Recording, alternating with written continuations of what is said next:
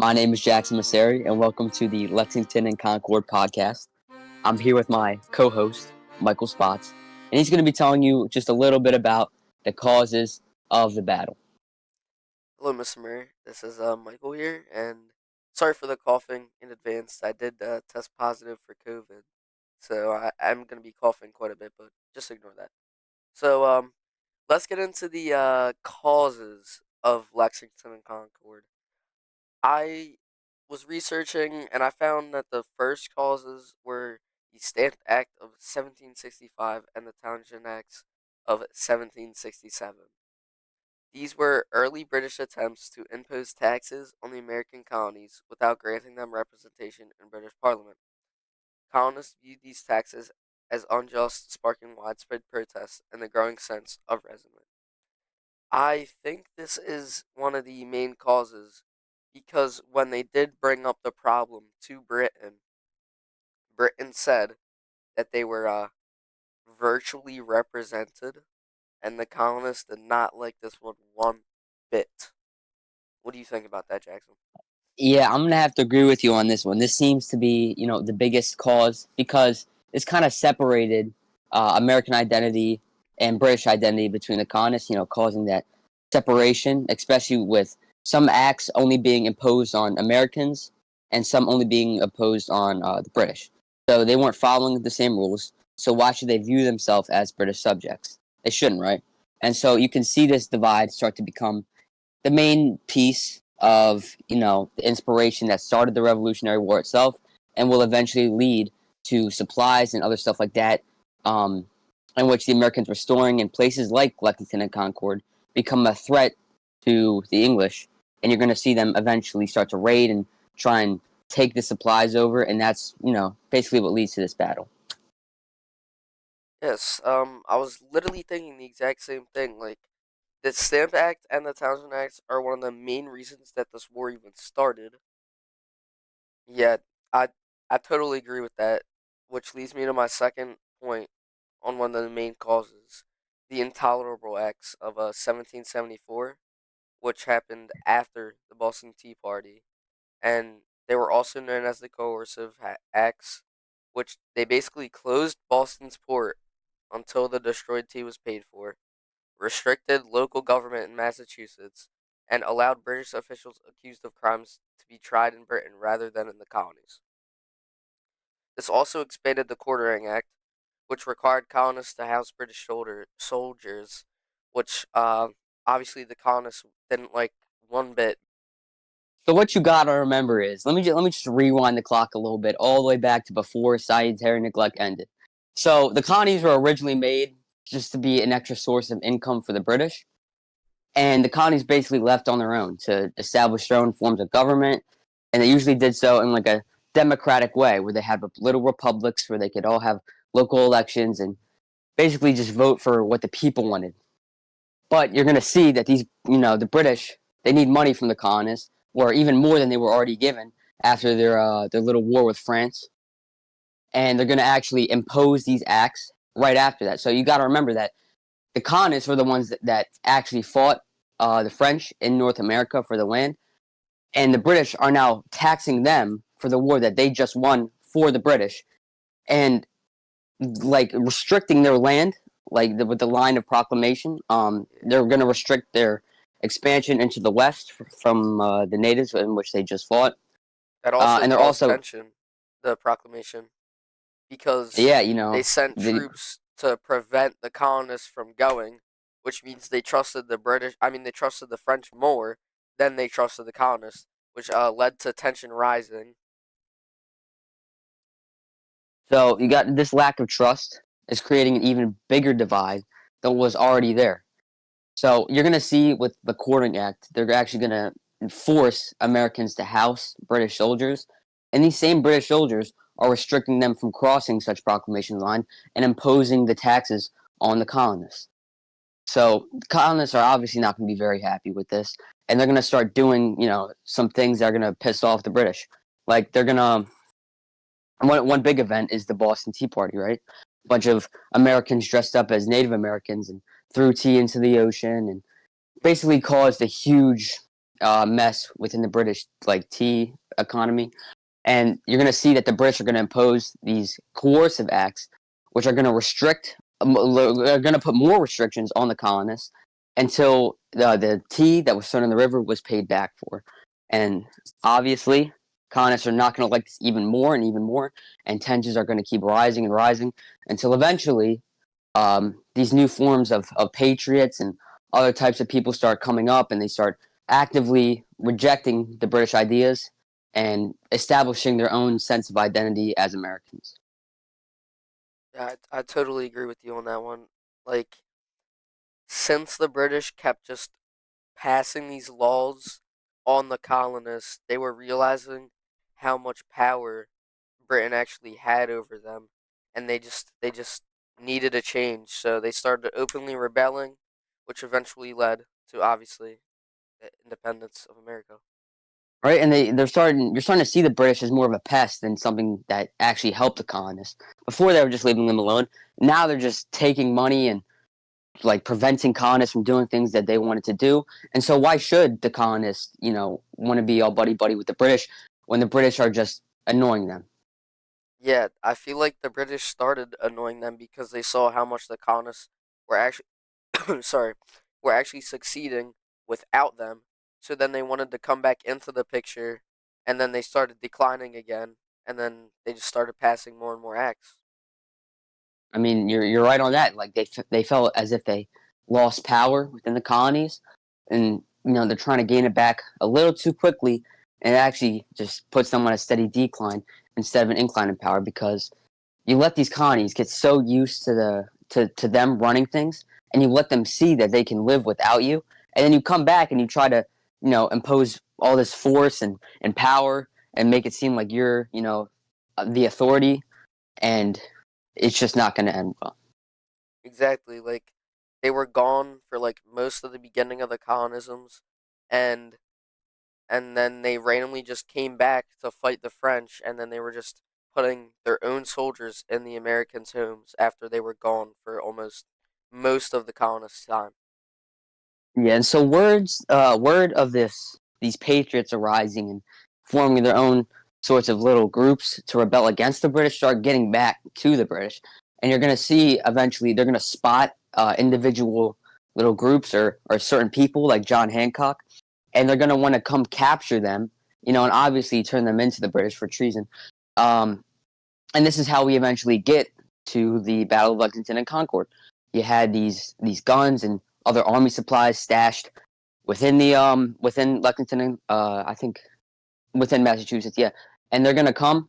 The British, I think it was General Thomas, and he's going to basically go in there, try and capture John Hancock and another individual, and they're gonna try and seize all the supplies. But when they get there, they find out that Americans were waiting for them, and they're gonna end up fighting. Yeah. Bouncing off of what you said about John Hancock and how the British really wanted to capture him, they also wanted to capture Samuel Adams and Paul Revere because they were also working with John Hancock to rally the colonies against British oppression because they saw British ideas as them taking away the colonists' rights and liberties, like basically just taking their entire freedom because they just felt oppressed by all these acts that were being passed by the British.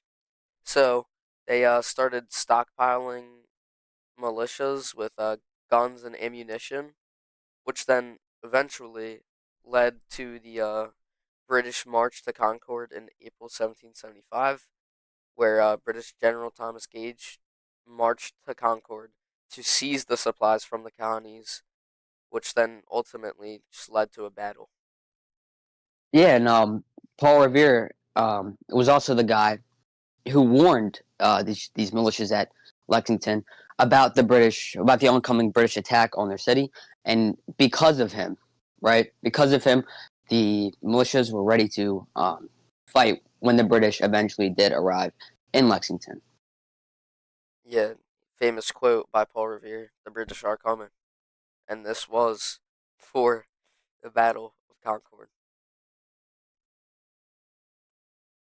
So before we move into the actual fighting, it's important to recap what actually led to it real quick. So you're just going to get a quick summary of what happened. So at first, the British left the Americas alone, and the Americas basically were surviving on their own, and they were happy.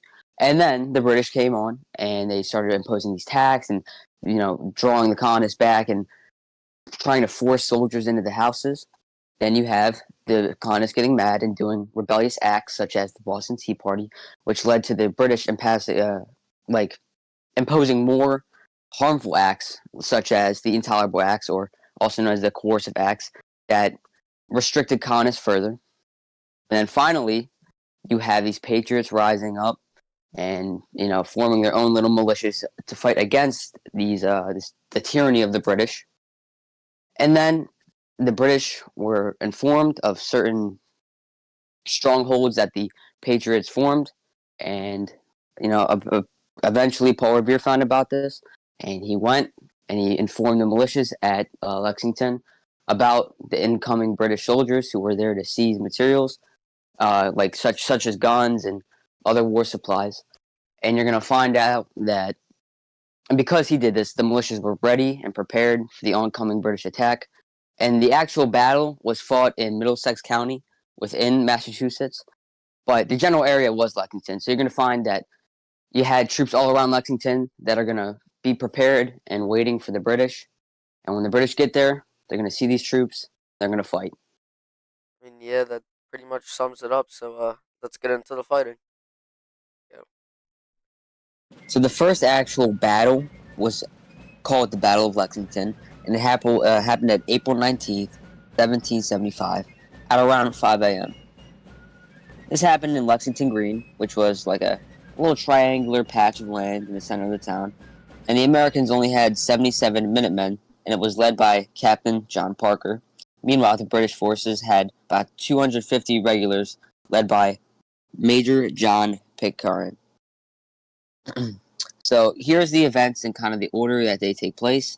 At dawn, at 5 in the morning, they arrived at Lexington, and then they encountered the troops that are waiting for them, also led by Parker. They called it Parker's militia. Parker ordered his men to not fire unless they were fired upon, in which you basically have these two lines just staring at each other, and nobody's shooting yet. The Captain Pitcairn actually told his men to start dispersing around and running into certain trees and hiding and all this other stuff. And then a shot was randomly fired. Nobody knows which side shot it, but a shot was fired. This became known as the shot heard around the world. The British immediately opened fire and killed about 8 Americans, wounding about 10, and the Minutemen only fired a few shots and eventually had to retreat. The British continued their march towards Concord.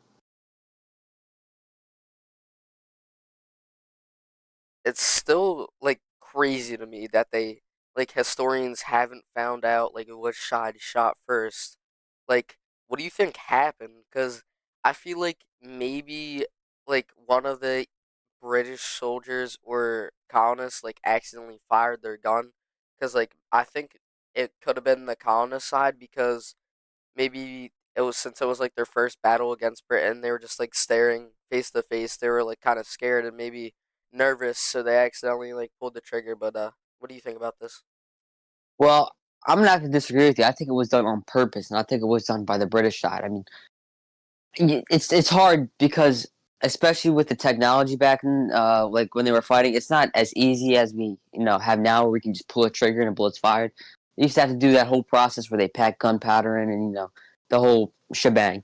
So I think it was definitely meant to be fired, and I think it was fired by the British side. As I mentioned before, the British side was all dispersed within the trees, and they were all hidden, and it was so easily done to fire a shot, and nobody knew who it was because the British were hidden, right? And I think the British wanted, because what reason would the colonists have to shoot? I mean, they're the ones getting attacked, and obviously they should have to hold off. I think it was one of the British who shot the shot to try and pin it on the colonists, so they have a reason to fire onto a bunch of militiamen. The British were obviously more prepared, and it wouldn't look too good if they just killed a bunch of civilians without a reason. So I think that it was the British who fired a shot. I mean, we can even see this with the Boston Massacre, how it was said that they were throwing stuff at them and all this other stuff, and then a wave of confusion they fired at the people. But it's all just an excuse for the British to kill Americans. That's actually a great opinion. You really just actually changed my perspective on it because it actually like makes sense that since they were hiding in trees, they could have easily just fired off a shot and blamed it on the colonists, like you said. So I actually changed my mind and actually agree with you. All right, moving on to part two of the war is the battle at Concord. So they reached Concord shortly after the skirmish that you were talking about, but by the time that they arrived at Concord, most of the ammunition and guns and supplies and stuff have already been moved or hidden from Concord. So the things that they were going to Concord for to like get out of the colonies so they couldn't rebel were already hidden and gone, which then caused the battle at Concord's North Bridge, where it was the largest and most significant confrontation of the day, where about 400 colonial militiamen who had assembled at the North Bridge, they were full force and faced off the British soldiers. The British troops crossed the bridge, and once again the tension led to gunfire. The colonial militias, many of whom had been waiting in ambush positions, opened fire, forcing the British to retreat back towards Lexington. The British soldiers were caught in a crossfire as they made their way back to Boston, and the colonial militias, now swelled in numbers, harassed and picked off the retreating troops as they withdrew. This marked the first significant colonial victory in the conflict. Yeah, so this victory not only proved, like before I said that, when Sinai neglect was happening, that Americans realized that they could do stuff on their own, but this proves that some of the Americans are even stronger than the British, and I think this feat, was the first battle of the Revolutionary War, and it was won by the Americans. So I think this definitely boosted the confidence, and I think it definitely increased the revolutionary spirit throughout the rest of the colonies. And I think that we're going to see, as a result of this war, of winning this war, a lot of like side effects that are eventually going to, play a huge part in the wars that follow after this. And just to add on to what you were saying, I also feel like the victory of this battle proved to Britain that the Americans were serious about this and that they wanted their freedom and liberties back because obviously the British didn't think that the Americans like had that fight in them. Like they thought it was just going to be an easy like being able to take their guns and stuff, so they just like rushed in there and they faced the consequences of not taking them seriously. Yeah, I think that's one of the main reasons why the colonies ended up winning the war and getting independence. I think that it's because the British weren't really taking them seriously. They saw them as subjects and like kind of toys instead of real people who are willing to fight back against them. And they kind of underestimate this, and this is what eventually is going to lead to them losing the war. Yeah, I feel like they just didn't think they had that fight in them because of how much control they had on them, like back before they started rebelling, like when they were pulling out all these taxes and these acts that they were just passing. So they thought it was just gonna be like an easy like win against the colonies. So, spots. Like in your opinion? What was the biggest thing that directly led to this war? What do you think led to the Battle of Lexington and Concord? In my personal opinion, I think the proclamation of 1763 had a big impact because it was like the first sign that the British showed to the colonists that allowed the colonists to see that the British did not trust them because the British troops were there not to protect the colonists from the French, but to keep the colonists in check. Yeah, I'm gonna also have to agree with you on that. I mean, this is in the same time span, but I might go ahead and say the coercive acts were also a pretty big Yeah. factor in this. So I think it was the mixture of both the coercive acts and the line of proclamation.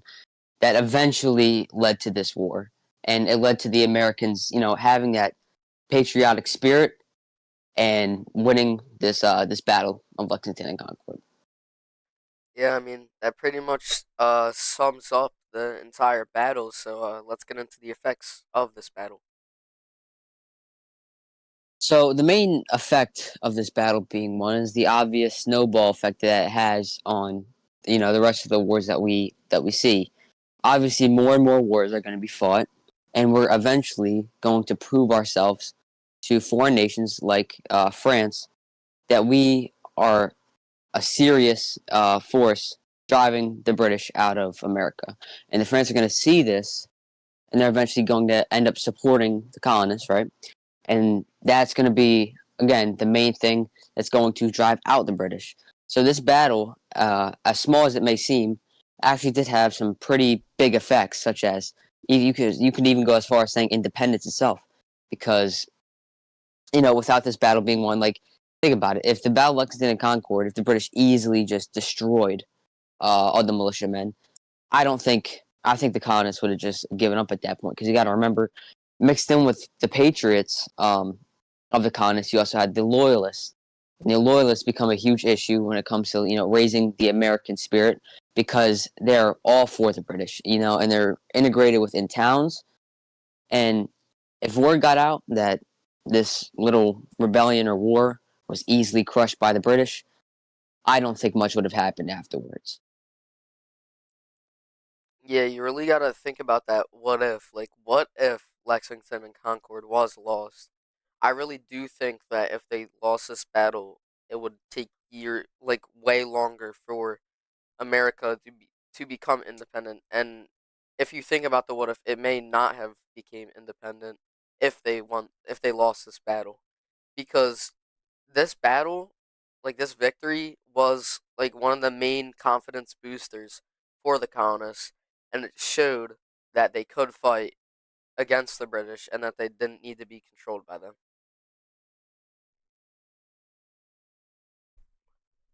So yeah, the French helping us through the war, giving us supplies and troops and other various things, which the United States didn't have. Right, we were extremely poor. We had no training. We had pretty much nothing, and we were going against the British, who were obviously economically superior.